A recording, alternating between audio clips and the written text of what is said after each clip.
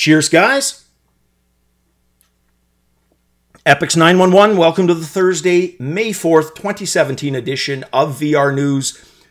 Easily the biggest news of the day. Shocking details that Facebook is shuttering their VR content division, Oculus Story Studio.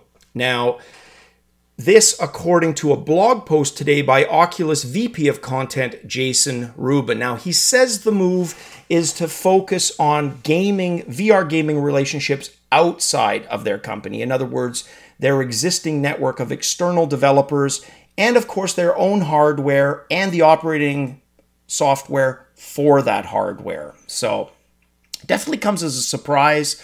I don't think we can say that software necessarily was selling like hotcakes. It wasn't, but there was some stuff on there like Quill that definitely had some really good potential, I think, in the long run. But there you go. Yeah, basically shutting down Story Studio. Next news, US legislators forming a VR-centric reality caucus, and that, they say, to guide immersive technology policies. So the whole idea here, this is it's a bipartisan caucus. It's 3 Democrats, 2 Republicans, so 5 in total. And they issued a joint statement saying that, look, we have these technologies. There is potential for various fields of entertainment, education, healthcare. As the technologies develop, questions will inevitably come up. Our objective is to educate colleagues so they can encourage rather than hinder these fields. So hopefully they stay true to that. Part of me always worries when government gets involved in stuff like that. But I guess it remains to be seen. Plus, I'm in Canada, so, it doesn't really apply to those of us outside the United States. But sometimes legislation that pops up there first does spread. Not always, but sometimes it does. So I guess it will remain to be seen because typically, yes, there is a lot of ignorance. You've got, and it's not their fault all the time. They can be very well informed, senators and representatives, about a lot of the issues of the day, but then completely miss the technology boat. You're talking about a demographic that still is predominantly baby boomer, and that a lot of that just wasn't a part of their reality. So it'll be interesting to see how that develops for the U.S. and, future legislation that has to do with virtual reality.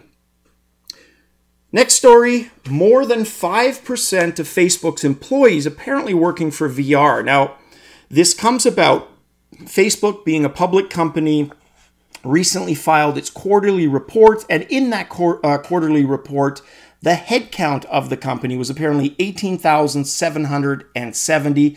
That was as of March 31st, which I'm assuming is the end of their fiscal quarter. There'd be a calendar year. I guess it would apply to both, even a March 31st fiscal year.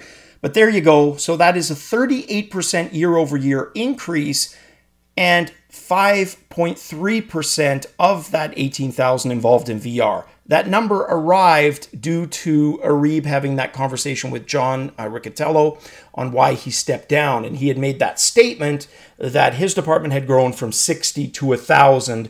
So conservatively, they literally took the 1,000. Even if it was 1,100, 1,200, 1,300, they took the 1,000, came up with the 5.3%.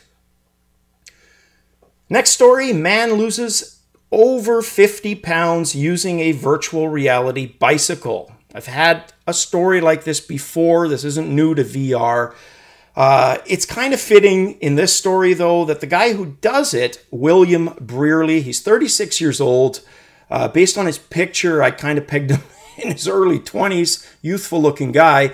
But he works on the marketing and public relations for a VR startup known as Verzoom. We've featured that bike here on the show as a news story. And, we talked about the sweat and generation and all of that, and how you could turn a regular cardio bike with the Gear VR into a VR experience if you wanted to. But this one does, the applications, the games that you play do take advantage specifically of that hardware. You've got controls on the handle, you lean to steer, and your pedaling acceleration ties in directly to the game. So he did this, he says, due to the pending birth of his daughter. He wanted to get in shape for her. He also changed his diet a little bit, but it just goes to show you there's no magic secret, there's no gimmicks. It's always just two things. And trust me, I know, because this is probably the heaviest I've been in my entire life consistently. Used to never be over 200 pounds. It's basically diet, you know, eating sensibly, portion-wise, and moving. That's it. When you don't do either of those or neither, then, yeah, you're going to gain weight. More calories in than you burn. So good for him.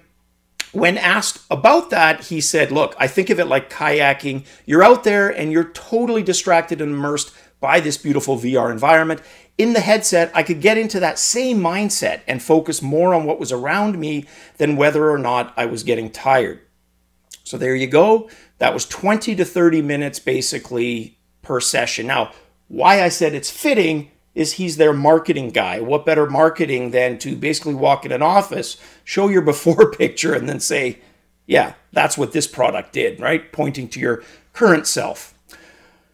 Definitely well done for Brearley. Next story, Samsung bringing multiple video-on-demand apps to Gear VR with their PhoneCast VR app. This thing's pretty cool. Checked into this.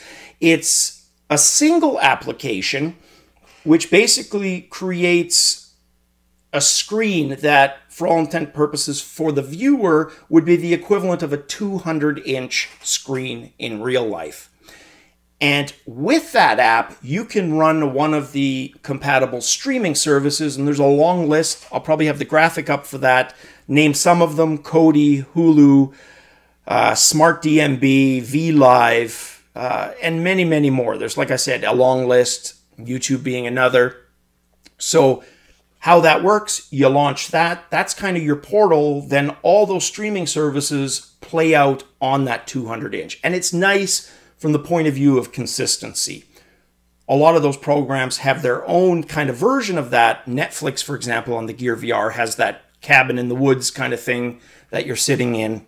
So it's nice to standardize that and then just work with those streaming services. And I've said it before, the one thing I've used my Gear VR predominantly for by far is media.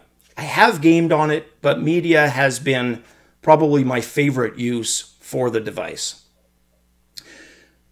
Next story, and the last one, the most promising virtual reality games. We've talked about that, and that title doesn't sound special until I say that was a PC Gamer headline for one of their articles, because we haven't seen a lot of VR games discussed on the mainstream gaming sites. And the reason for a lot of that is the majority of games we play are indie games, and the majority of what the mainstream gaming websites cover is mainstream games. They'll cover the odd indie game. Look, I've seen Spiderweb Software, which is Jeff Vogel. I've seen his Exile series appear on PC Gamer and his Avernum. But those are exceptions. The majority, AAA established publishers and developers. So nice to see PC Gamer have an article where they're talking about 2017's upcoming promising games. Some pretty cool games on that list. Have a look. It's obviously PC gaming centric. There's no PlayStation VR titles mentioned, but it is a fair mix between Vive and Rift. I think as much as they could, they stayed pretty neutral. You're going to see a good representation of both Vive and Rift on that list. All right, guys, that is it for Thursday's edition. By the way, did I mention I am officially free as of today? Busy as hell still with the move. Today was my last day of conventional employment, which is pretty freaking nice. So, guys, hope you're having a great Thursday. Catch you tomorrow for the last in-person Exity Gaming Friday, which sucks. But, hey, there we go. Cheers, guys.